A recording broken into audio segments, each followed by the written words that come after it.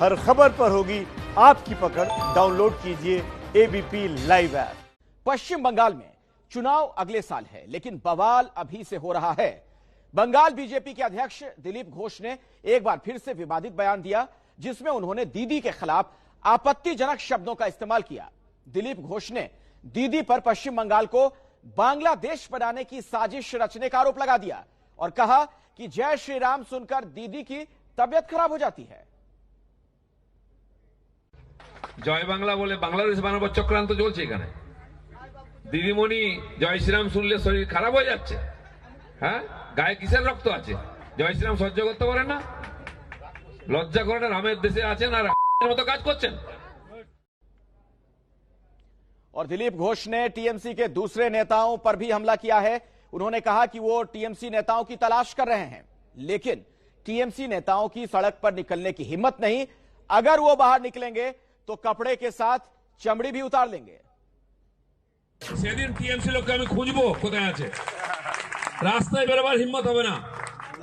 জামা কাপড়ের সঙ্গে ছাল কাল তুলে নেবে তোমাদের সেদিন যা অত্যাচার করেছে লোকের সঙ্গে। আর কত গুন্ডা বদমাশ আছে আমি দেখছি। দিলীপ ঘোষ এখানে বলে যাচ্ছে আবার দরকার এখানে আসবো আমি। दरअसल 2021 में पश्चिम बंगाल विजय के लिए बीजेपी हर जोर आजमाइश कर रही है। आप देख रहे हैं किस तरीके की भाषा का इस्तेमाल किया जा रहा है। हर तरह की भाषा का इस्तेमाल हो रहा है। जुबानी जंग तो हम देख ही रहे हैं। पश्चिम बंगाल से हिंसा की भी कई खबरें आ रही हैं। जवाब में टीएमसी भी पलटवार कर रही है। बीजेपी की ओर से खुद उसके प्रदेश अध्यक्ष विवादित बयान दे रहे हैं, तो टीएमसी की ओर से दीदी के भतीजे अभिषेक बनर्जी दिलीप घोष के खिलाफ अपशब्दों तक का इस्तेमाल कर रहे हैं। কৈলাস বিজয়বর্গীয় বহিরাগত আমি নাম করে বলছি ভারতীয় জনতা পার্টির পশ্চিমবঙ্গের সভাপতি দিলীপ ঘোষ গুন্ডা মাফিয়া। আমি তো নাম করে বলছি অমিত শাহ বহিরাগত। আমি তো নাম করে বলছি সুনীল দেওদার বহিরাগত। আমি তো নাম করে বলছি কৈলাস বিজয়বর্গীয়র ছেলে আকাশ বিজয়বর্গীয় গুন্ডা। আপনার ক্ষমতা থাকলে আমার বিরুদ্ধে মামলা করুন। कुल मिलाकर जो तस्वीर सामने आ रही है, बंगाल की सियासत इस वक्त बहुत गर्म है। ममता बनर्जी को उनके बेहद करीबी शुभेंदु अधिकारी झटका देने की तैयारी में हैं। मंत्री पद से उन्होंने इस्तीफा दे दिया है और कल वो एक बेहद अहम प्रेस कॉन्फ्रेंस करने वाले हैं, जिसमें वो आगे की रणनीति का खुलासा कर सकते हैं। तो पश्चिम बंगाल की राजनीति आखिर किस ओर जा रही है, आपको दिखाते हैं एक खास रिपोर्ट।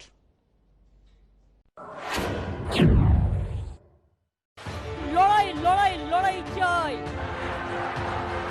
লড়াই লড়াই লড়াই চাই। बीजेपी के मिशन बंगाल को काउंटर करने के लिए ममता बनर्जी ने बंगला गौरव की तान फिर छेड़ दी है। वहीं पश्चिम बंगाल की सत्ता पर 10 साल से काबिज ममता को मात देने के लिए बीजेपी ने भी अपना अभियान और तेज कर दिया है। दरअसल बंगाल में चुनाव जीतकर प्रधानमंत्री मोदी देश की राजनीति में अपनी पकड़ और मजबूत करना चाहते हैं। यही वजह है कि बीजेपी अब बंगाल में अपना चुनावी प्लान तेजी से सेट कर रही है। बंगाल में ममता को घेरने के लिए बीजेपी कानून व्यवस्था, केंद्रीय परियोजनाओं को लागू न करने से लेकर अल्पसंख्यकों के तुष्टीकरण और नागरिकता संशोधन कानून का मुद्दा भी जोर शोर से उठा रही है। भक्ति मार्ग के प्रशस्त करने वाले, आध्यात्मिक चेतना को जगाने वाले लोगों की भूमि रही है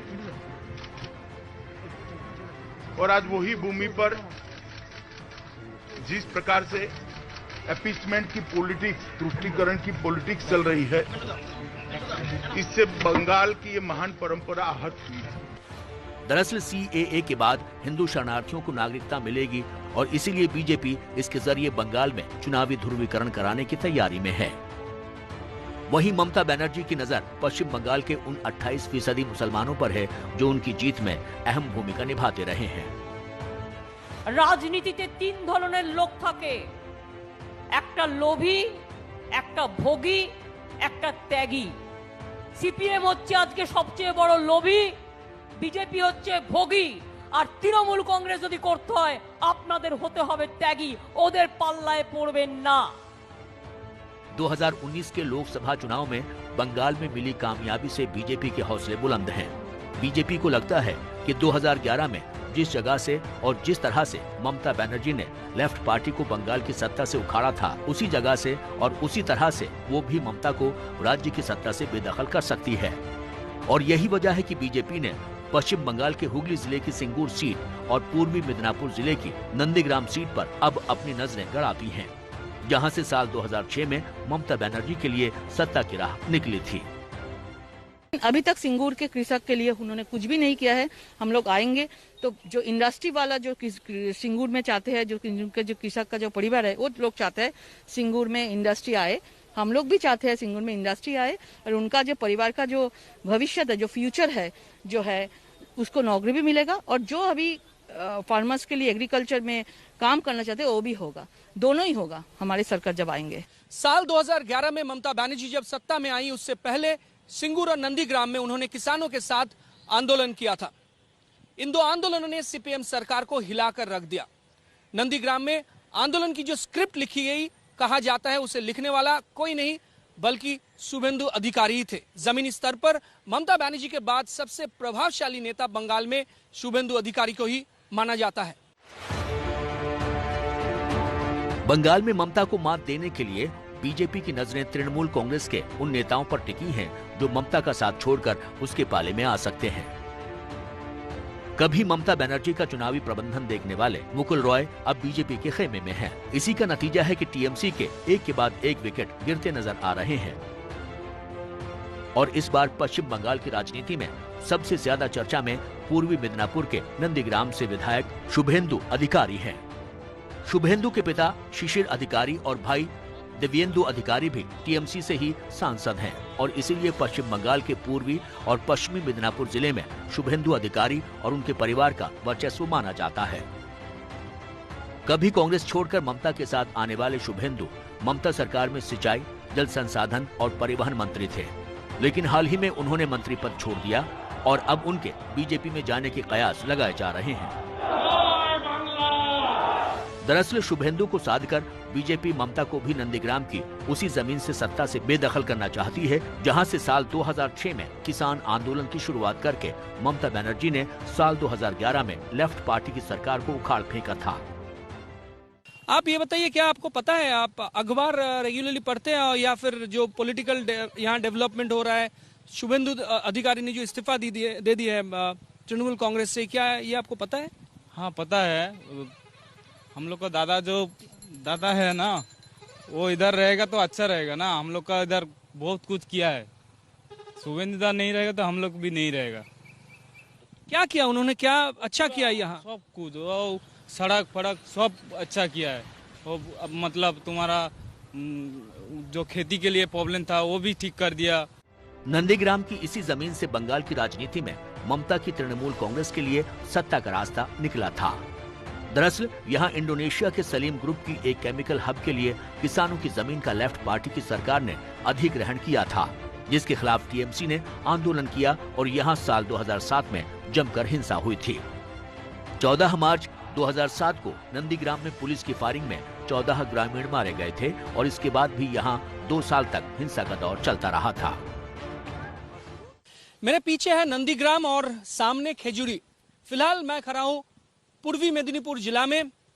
14 मार्च 2007 ये जो ब्रिज है, तेखाली ब्रिज, यहीं से बदल गई थी बंगाल की राजनीति का इतिहास। साल 2011 में ममता पश्चिम बंगाल की मुख्यमंत्री बनी थी, लेकिन तब और आज के नंदीग्राम में बड़ा फर्क आ चुका है। दरअसल नंदीग्राम में किसानों को भारी दिक्कतों का सामना करना पड़ता है, क्योंकि यहाँ की हल्दी नदी से जो पानी इस इलाके में आता है वो खारा होता है। जल संसाधन और सिंचाई मंत्री रहते हुए शुभेंदु अधिकारी ने किसानों की मदद के लिए मीठे पानी की एक सिंचाई नहर बनाई, जिससे यहाँ के लोग अब खुश हैं। नंदीग्राम में शुभेंदु अधिकारी ने और भी कई काम करवाए हैं और शायद यही वजह है कि यहाँ के ज्यादातर लोग शुभेंदु को ही अपना समर्थन देने के लिए फिर तैयार हैं। ऐसे में अगर शुभेंदु अधिकारी बीजेपी का दामन थामते हैं तो वही नंदीग्राम ममता बनर्जी के लिए सत्ता छोड़ने की वजह बन सकता है, जहां से उनके लिए सत्ता की राह निकली थी। आपको बता दूं कि नंदीग्राम में किसानों का काम आसान नहीं है। यहाँ ज्यादातर जो जमीन है एक फसली जमीन है, क्योंकि खड़ा पानी है यहाँ और यहाँ एक ही बार फसल उगाते हैं किसान। अब चलिए उनसे बात करते हैं कि क्या वो इस साल चुनाव से पहले क्या सोच रहे हैं। वो सब कुछ दादा के लिए, दादा से मुसीबत है, खेत पे तो सब बिखर जाता है। दादा के लिए अभी चासबास, खेत पे चासबास हो रहा है। क्या किया उन्होंने यहाँ क्या बदलाव लाया? उन्होंने सब कुछ किया है। हम लोग को दादा, शुभेंदु दादा जो यहाँ अच्छी काम किया है, उसी के बराबर मैं उसी के चाहता हूँ दादा सबसे अच्छी रहे। बहुत मेहनत करके बनाया है सब, और हम लोग का सुযোগ सुविधा हो गया। अभी ये सब सड़क हो गया दादा का अमल से, हम लोग का कोई प्रॉब्लम नहीं हो रहा है। जितना बीज है, जो सब कुछ सामान है, हम लोग को टाइम टू टाइम मिल जाता है, और कोई तकलीफ नहीं है हम लोग का। यहाँ से ये सब सामान लेके जाना, बाहर जाना, पहले तो रास्ता घाट नहीं था, अभी दादा आ गया, रास्ता घाट भी सब सही सलामत है, कुछ प्रॉब्लम ही नहीं है। तो अभी तो रिजाइन मंत्रिसभा में दे दिया है। अभी तक तो दल में, तृणमूल दल में तो नहीं छोड़े, तृणमूल दल नहीं छोड़ा है, तृणमूल में है अभी तक।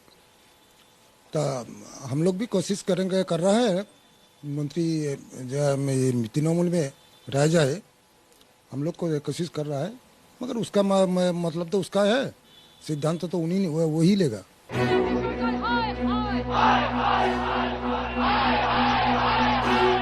करीब 14 साल पहले नंदीग्राम और सिंगूर में जो दो किसान आंदोलन हुए थे, उन्होंने बंगाल की राजनीति का इतिहास बदल कर रख दिया था। साल 2006 में सिंगूर में पहली बार किसान आंदोलन उस वक्त सुलगा था जब राज्य की सीपीएम सरकार ने करीब 1000 एकड़ जमीन का अधिग्रहण करके इसे टाटा कंपनी को सौंप दिया था। दरअसल सिंगूर की इस जमीन पर टाटा को अपनी लखटकिया कार नैनो बनाने के लिए फैक्ट्री बनानी थी।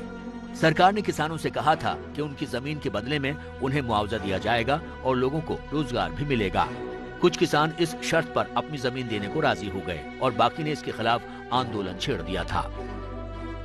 किसानों का ये आंदोलन करीब 2 साल तक चला और इसमें टीएमसी की ममता बनर्जी भी शामिल हो गई थी, जिस वजह से इसमें मेधा पाटकर समेत कई समाज सेवी और बंगाल का बुद्धिजीवी समाज भी आ जुड़ा था। आखिरकार साल 2008 के अक्टूबर में टाटा को बंगाल छोड़कर गुजरात में अपनी फैक्ट्री के लिए जाना पड़ा। हालांकि तब तक टाटा की फैक्ट्री यहाँ तैयार हो चुकी थी। कुछ सालों के बाद किसानों को उनकी जमीन वापस कर दी गई, लेकिन फैक्ट्री बनने की वजह से ये जमीन अब खेती के लायक नहीं बची थी। नतीजा ये हुआ कि किसानों की इस जमीन पर अब पहले की तरह फसलें नहीं होती हैं। वहीं जिन किसानों ने जमीन फैक्ट्री के लिए दी थी, उन्हें नौकरी भी नहीं मिली। दरअसल टाटा कंपनी ने वादा किया था कि स्थानीय लोगों को फैक्ट्री में नौकरी दी जाएगी। यही नहीं, बड़ी फैक्ट्री बनने की वजह से यहाँ अलग अलग छोटी इंडस्ट्री भी तैयार होने की संभावना थी, जो धूमिल हो गई। अभी जो था ना, बहुत बुरा हाल में है, किसान चला गया सब। क्यों, क्या हुआ? मतलब चला गया ना सब फैक्ट्री, इसलिए बहुत बुरा हाल है हम लोग का। फैक्ट्री होने से क्या होता? फैक्ट्री होने से अच्छा ही होगा, हम लोग का काम धाम मिलेगा, रोजी रोटी मिलेगा सब। तो अभी खेती अच्छा चल रहा है? नहीं, कुछ नहीं हुआ है, खाली बंजर हो पड़ा है। क्या आपका जमीन है वहाँ? नहीं, थोड़ा सा बहुत है। थोड़ा सा था? और बाकी आप कहाँ खेती कर रहे हैं? खेती हमारा घर के सामने कर रहा हूँ। सिंगूर का ये किसान आंदोलन खत्म होने के करीब 2 साल बाद बंगाल में तृणमूल कांग्रेस की सरकार भी बनी, लेकिन किसानों को न माया मिली न राम, और उनके सारे सपने अधूरे ही रह गए। यही वजह है कि हुगली से बीजेपी की सांसद लॉकेट चैटर्जी इन दिनों सिंगूर के दौरे पर हैं और यहाँ किसानों की इस बर्बादी को बंगाल चुनाव में मुद्दा बनाने की तैयारी में हैं। जाहिर है बीजेपी ने नंदीग्राम की तरह ही सिंगूर में भी अब ममता बनर्जी के खिलाफ दोहरा मोर्चा खोल दिया है। 2019 में जब परिवर्तन का नारा उठाया था, उस टाइम में ममता बनर्जी बोले थे जो हम लोग को एग्रीकल्चर चाहिए लेकिन इंडस्ट्री नहीं चाहिए। टाटा ने 90-95% पूरा कंप्लीट कर दिया था, लेकिन वहीं से टाटा को हटाया। उसके बाद उन्होंने कृषि में भी ध्यान नहीं दिया। फार्मर्स जैसा था 2019 में, उसका जो आर्थिक परिस्थिति था अभी तक ऐसे ही है, उसके से खराब हुआ, अच्छा नहीं हुआ। और अभी तक सिंगूर में कोई भी इंडस्ट्री, बंगाल में कोई भी इंडस्ट्री नहीं आया। तो इसलिए हम लोग देखे थे 2019 में सिंगूर विधानसभा हम लोग लीड दिया है। सब जो कृषक जो परिवार है हमारे साथ था, मोदी जी को आशीर्वाद किया। नंदीग्राम को जो आंदोलन है ना, जो किसान बचाओ, जो जमीन बचाओ के लिए जो आंदोलन का लड़ाई का जो हेड लीडर है ममता बनर्जी, तब से ममता बनर्जी बंगाल से जो उन्नयन करेगा, जो बहुत बढ़िया उन्नयन करेगा, जो कन्याश्री, युवश्री, रूपश्री, खाद्य साथी, बढ़िया बढ़िया जो उन्नयन करेगा, तब वही उन्नयन का साथ में रहेगा, ममता जी की साथ में रहेगा। जो शुभेंदु जाएगा वो उनका इंडिविजुअल शर्त में जाएगा और उनका साथ में वो जाएगा, तो मेरे तो उनका साथ में नहीं जाएंगे। मेरा तो शर्त नहीं है, मेरा तृणमूल का जो गड़ाएगा तृणमूल में रहेगा। जाहिर है कि बीजेपी की नजरें अब सिंगूर और नंदीग्राम पर क्यों टिकी हैं, लेकिन बीजेपी के इस चुनावी मास्टर प्लान को काउंटर करने के लिए ममता बनर्जी भी कमर कसकर तैयार हैं।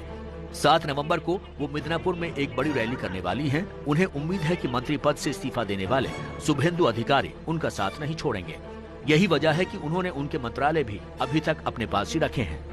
लेकिन जानकारों का मानना है कि इस बार शुभेंदु की तृणमूल कांग्रेस में बने रहने की संभावना कम ही है और यही वजह है कि बीजेपी ने अब नंदीग्राम में पर्दे के पीछे से मिशन शुभेंदु तेज कर दिया है, ताकि शुभेंदु अधिकारी को अपने पाले में लाकर ढहा सके ममता का ये मजबूत गढ़।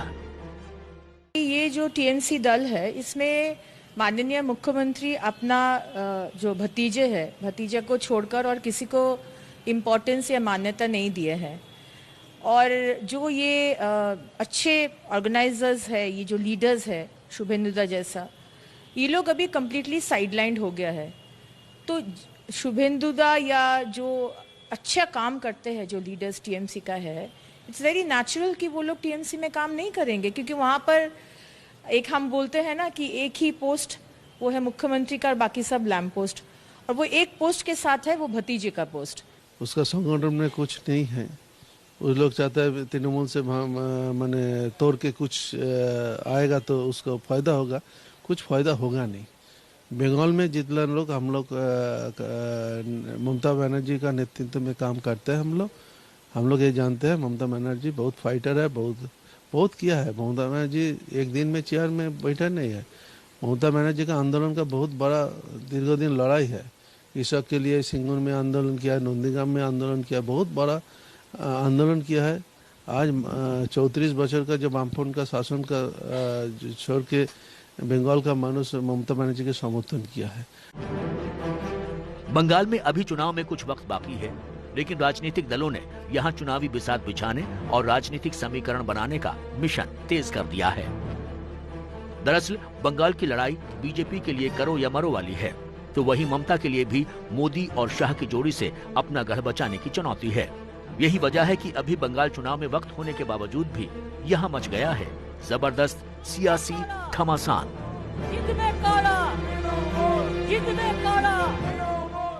बंगाल के खेत, हरियाली और नदियों के साथ ऐसे ही अगले विधानसभा चुनाव तक जारी रहेगा एबीपी न्यूज का सफर। कैमरामैन आदर्श नायर के साथ कुंतल चक्रवर्ती, एबीपी न्यूज, नंदीग्राम।